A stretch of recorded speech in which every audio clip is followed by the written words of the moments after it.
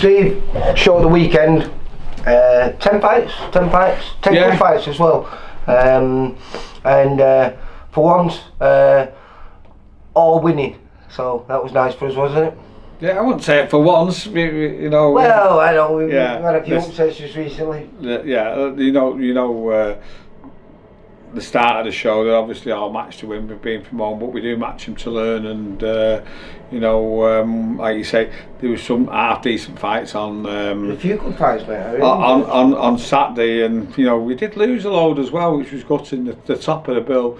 It was going to be a cracker, wasn't it? Jake James v Darren Tetler. Yeah. And last minute we lost Jack Murphy, and the week before little Samir, who was like a big ticket seller. So it was like 500 bloody tickets short of what we was expecting. So he went from being probably a winner for us to being a loser, because I put some of the Scouts lads on who had let down a few weeks before, and I did that because it was looking like it was going to be a bumper show. But listen, keep saying it, AO, but boxing comes round and kicks you in the bollocks more than it rubs them, doesn't it? But that's life. We get on with it, and we went on with it on Saturday. And as I say, it wasn't a bad show. I mean, the opener was Darren Tetler, basically a 4-round loosener for him, because we'd let him down, and we felt, when he asked if we could keep him on, that we owed him that. So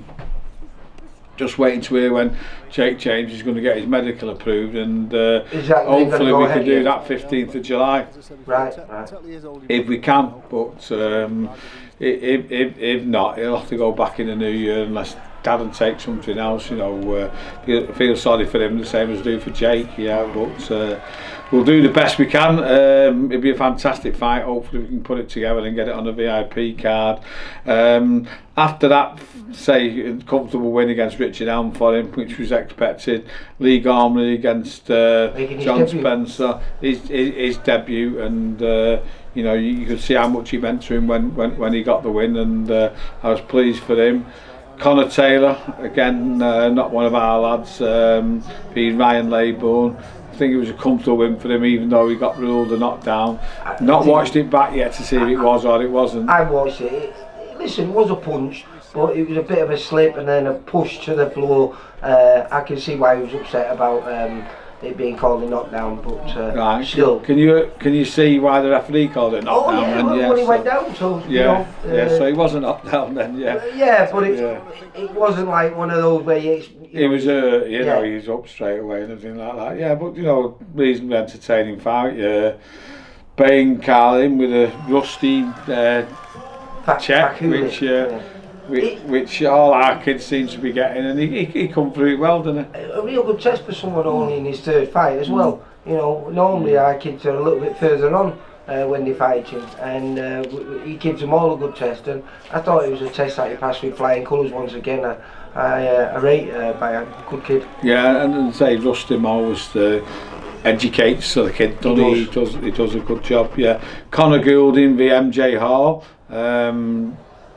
Again, was it a 40-36 for Conor? I think it was. Yeah. 40-37 I think it might have been. He shared one, did he? Right, okay, but no, comfortable win.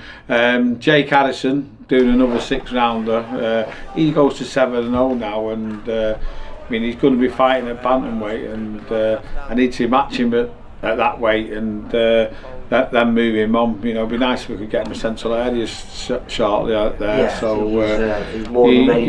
He's going to be challenging the TV stars soon, isn't he? So I just need to get him that meaningful fight. That testing fight before he gets a meaningful fight. So we'll be keeping our eye on what we can do for Jack. Marcus Tomlinson got his first stoppage win against Joe Hardy. Really good fight. It was nice because he pushed it, and we've not mentioned how hot it was on that night as well. In that ring, it was sweltering, wasn't it? Yeah, it was a warm night. Then Ashley Moran against Dale Addersmith. Very good. Again, after the stoppage on his first one, it was nice to get the 4 rounds out, which was always going to be the case because Dale's a tough and experienced and clever journeyman, isn't he? And you know, Ashley learnt a lot from that. I thought he boxed really well. You know, and I also shown a lot of faith and good things for the second fight. The credit he's got to take from that.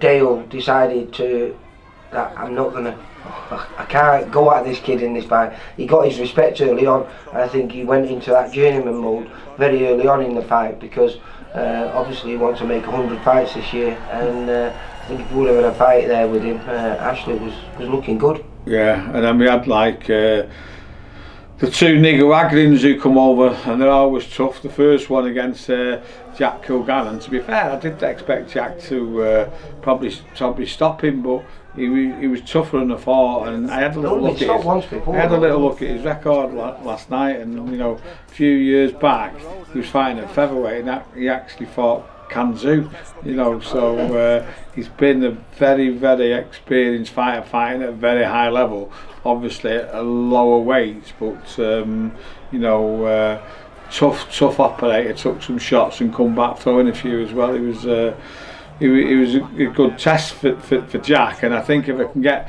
him for some of me light middleweights, it'll be a good test for them, yeah. Well, I think I said in an interview with him afterwards it was a perfect 6 hard rounds, you know, because they were good hard rounds. He won every round, but he had to work in them, didn't he? Yeah, so Jack's ready again for another step up, like he's had been on the TV, waiting last minute against Jack Kelly, didn't disgrace himself. And so, like, you know, his record warrants for that, and it'll come. Jack Kelly fighting this weekend at Manchester. Yeah, he's fighting Jeffers, Mark Jeffers. Yeah. Good fighter. Yeah, and then ended up last fight of the night, Jay Cabell against Mendoza, who's been over in the UK a while now and giving everybody a really, really hard fight. And we expected that for Jake, but he managed to win that one quite comfortable, didn't he? Very, very, very tricky. Fast hands, great feet, but I think Jake had got his respect early on because he didn't engage in the same way that he'd engaged with Jack Rafferty and the kid where he got a draw, and he should have been. Yeah, he got a draw against the 7-0 prospect, did he? So yeah, it was nice for Jake to come across someone who he expected to have a real good go at him and kind of keep him in his place. So yeah, it was a great performance to end the night. And as I say, it wasn't a bad show. We've done better, but we've done a lot worse. So in the climate we was in, with people falling out, not just on the away side but on the home side, you know, to put a 10 fight card down, I think everyone got valued for money with it. They did, mate, they did. You know, that's all we can do. We have got a weekend off, and then we're back. Yeah, the 8th. 3 back to back, haven't we? We've got the 8th in Wakefield, 15th in Bolton, and the 22nd again in Wakefield, and got some good fights on those. So we'll catch up next week and we'll talk about them. Yeah, because we've got a first defence for Saheed on the 8th. That's right, mate. Yeah. Right, I'll see you in about a week. Okay, thanks very much, Lee. Bye. For all boxing info, news and latest interviews, amateur and pro, across the north, click and subscribe. VIP Boxing Promotions. Also Twitter, Instagram and Facebook.